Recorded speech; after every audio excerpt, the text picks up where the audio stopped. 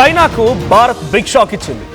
Steel ఉత్పత్తుల దిగుమతులపైన 12% tariff విధించింది Bharat. China cheap ప్రోడక్ట్లకి అడ్డుకట్ట వేసేలా ఈ నిర్ణయం తీసుకున్నట్టు అర్థమవుతోంది. అయితే ప్రపంచంలో అతిపెద్ద ఉక్కు ఉత్పత్తుల దేశాల్లో చైనా మొదటి స్థానంలో ఉంటే రెండవ స్థానంలో భారత్ ఉంది. అయితే లో క్వాలిటీ లో ప్రైస్తో భారత్కు చైనా నుంచి చాలా పెద్ద మొత్తంలో స్టీల్ దిగుమతి అవుతోంది. అయితే చైనా స్టీల్తో భారత్లో ఉన్నటువంటి పరిశ్రమలకు కూడా చాలా తీవ్రమైన నష్టం కూడా వాటిల్లుతోంది. దీంతో 3 ఏళ్ల పాటుగా చైనా స్టీల్ ఉత్పత్తులపైన భారత్ ఈ టారిఫ్ విధించింది. మొదటి సంవత్సరం 12%, రెండవ సంవత్సరం 11.5%, ఇక మూడవ సంవత్సరం 11%గా సుంకాలను విధిస్తూ నిర్ణయం తీసుకుంది.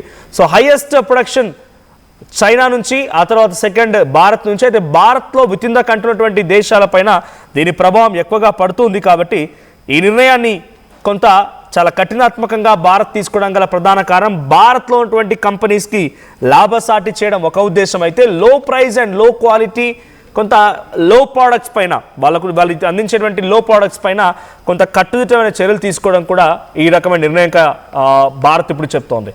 సో 11% చివరి సంవత్సరం, తర్వాత రెండవ సంవత్సరం 11.5, అంటే ప్రస్తుతం 12%. దానికి సంబంధించి ఒక గెజెట్ కూడా విడుదల చేసింది భారత ప్రభుత్వం. The ministry has repeatedly said it does not want the domestic steel industry to face injury due to cheap imports and substandard products.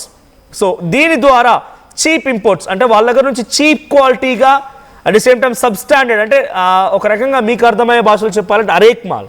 So లో క్వాలిటీ అండ్ చీప్ సబ్స్టాండర్డ్ ప్రోడక్ట్స్ని అడ్డుకట్ట వేయడమే దీని ముఖ్య ఉద్దేశమని మినిస్ట్రీ చెప్తోంది. At the same time the directorate general of trade remedies has recommended the 3-year duty after finding A recent sudden sharp and significant increase in imports. So recent డేస్లో చాలా సడన్గా China నుంచి దిగుమతులు పెరిగిపోయాయంట. చైనా నుంచి ఈ స్థాయిలో దిగుమతులు పెరిగిపోయాయి అని అంటే ఆ స్థాయిలో దిగుమతులు పెరిగిపోయిన తర్వాత లోకల్గా ఇండియాలో ఉన్నటువంటి కంపెనీస్ పైన చాలా పెను ప్రభావం పడే అవకాశం ఉంది. కాబట్టి వాటిపై టారిఫ్లు పెంచితే, అఫ్కోర్స్ వన్స్ టారిఫ్లు పెంచారంటే దీని ద్వారా ఎటువంటి పరిణామాలు చోటు చేసుకుంటారని మీకు అందరికీ తెలిసిందే.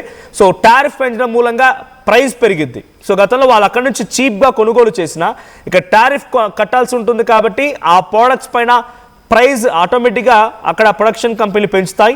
ఆ ప్రైస్కి కొనే కంటే కూడా మన ఇండియన్ ప్రోడక్ట్స్ కొనడం కోసమే ఆసక్తి చూపే అవకాశం కూడా ఉంది. కాబట్టి ఆ ప్రైస్ పెరగడం, ఆ యొక్క సప్లై తగ్గడం, ఆ డిమాండ్ తగ్గడం, ఆ తర్వాత వేరే ప్రోడక్ట్స్కి వాళ్ళు జంప్ అవ్వడం.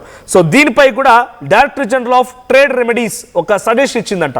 3 సంవత్సరాల పాటుగా టారిఫ్ని విధి విధానాలని రూపొందించి ఇలా పెంచండి టారిఫ్స్ని. సో ఫస్ట్ సారి 11, second year 11.5 and third year 12 ఈ రకమైనటువంటి పర్సంటేజ్ని పెంచడానికి చాలా అద్భుతమైన నిర్ణయాన్ని తీసుకున్నామన్నట్టుగా భారత ట్రేడ్ మినిస్ట్రీ చెప్తోంది.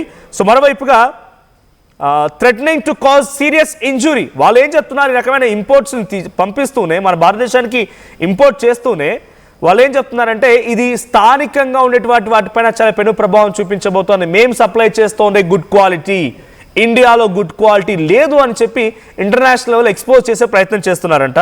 సో ఇన్ ఏప్రిల్ ఆఫ్ 2025లో ఒక ఇన్సిడెంట్ సంబంధించి the Indian government impose 12% temporary tariff for 200 days.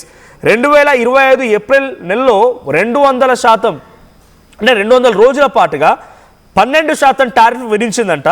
అది ఆల్రెడీ ఎక్స్పైర్ అయిపోయింది, నవంబర్ కల్లా ఎక్స్పైర్ అయిపోయింది. ఇప్పుడు మళ్ళీ దాన్ని కంటిన్యూ చేయడం కోసం 3 years పాటుగా ఒక డెసిషన్ తీసుకుంది. Indian stainless steel development association had flag the issue earlier. ఇటువంటి ఇష్యూని గతంలోనే లేవనెత్తింది. అయితే in August 2025 it filed a petition with the director general of trade remedies. So గతంలో పలుసార్లు పిటిషన్లు దాఖలయ్యాయి, దీనిపైన చర్చలు జరిగాయి. పలు కంపెనీలు, ఇండియాకు సంబంధించిన కంపెనీలు కూడా ఫిర్యాదులు అందించాయి, పిటిషన్ దాఖలు చేసేవన్నీ జరుగుతూ ఉన్న సిచ్యువేషన్లో India's move comes amid global trade fiction over Chinese steel exports triggered in part by US president Donald Trump's decision to import tariffs on steel. So దీన్ని ఒక ఇనిషియేటివ్ స్టెప్ ఇండియా ఒక రకంగా అమెరికా నుంచి ఒక ఉదాహరణ తీసుకుంది.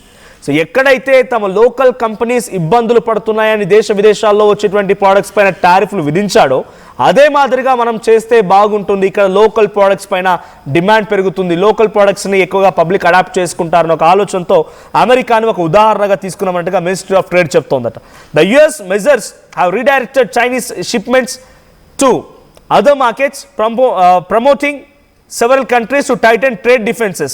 South Korea and Vietnam earlier this year imposed anti-dumping levies on Chinese steel products in pushback against what government described as marketing distorting low-priced exports from China. So ఇదే మాదిరిగా వివిధ దేశాలు వియత్నాం, సౌత్ కొరియా ఆ దేశాలు కూడా China నుంచి వచ్చేటువంటి steel products పైన కొంత టారిఫ్ని పెంచేశాయంట. చైనా నుంచి వచ్చేటువంటి ఆ స్టీల్ ప్రోడక్ట్స్ పైన టారిఫ్ రేట్ని పెంచడానికి ప్రధాన కారణం అక్కడ లోపల దేశంలో జరిగేటువంటి కంపెనీకి తీరు నష్టం వాటిల్లడమే ఈ టారిఫ్ రేట్ని పెంచుతూ ఉన్నాయని చెప్పి వారు చెప్తున్నారు. ఏదేమైనా ఇండియా తీసుకున్న డెసిషన్ని ఇక లోకల్ కంపెనీస్ చాలా అప్రిషియేట్ చేస్తున్నాయి. You should also have to support. మనం చేసేటువంటి కన్జ్యూమింగ్లో ఎక్కువగా చైనా ప్రోడక్ట్స్, స్టీల్ ప్రోడక్ట్స్ కనుక ఉంటే వాటి పట్ల చైనా కంపెనీలు లాభపడుతున్నాయి, చైనా దేశం లాభపడుతుంది. కానీ ఏ మాత్రం కూడా భారతదేశానికి ఒక ఇంత లాభం కూడా లేదు, తీవ్రంగా నష్టపోతోంది. సో దీన్ని అరికట్టాలంటే ఇండియన్ గవర్నమెంట్కి డెఫినెట్గా అందరూ సపోర్ట్ చేయాల్సిందే. సో వాళ్ళ మెయిన్ కాజ్ అర్థం చేసుకోండి, ఇండియన్ కంపెనీస్కి కొంత అవకాశం ఇస్తూ ఇండియన్ కంపెనీస్ని అభివృద్ధి పరంగా తీసుకెళ్ళడం కోసమే ఈ ముఖ్య ఉద్దేశం. చూద్దాం మరి దీనిపై ఎటువంటి రెస్పాన్స్ వస్తాయి, దీనిపై ఇంకా ఎటువంటి ఫ్లక్చుయేషన్స్ ఉంటాయి, ఇంకా దీనిపైన పబ్లిక్ రియాక్షన్ ఏంటనేది. సో చైనా ప్రోడక్ట్స్ పైన సుంకాలు పెంచడం మీరు ఎలా చూస్తారో కామెంట్ చేయండి.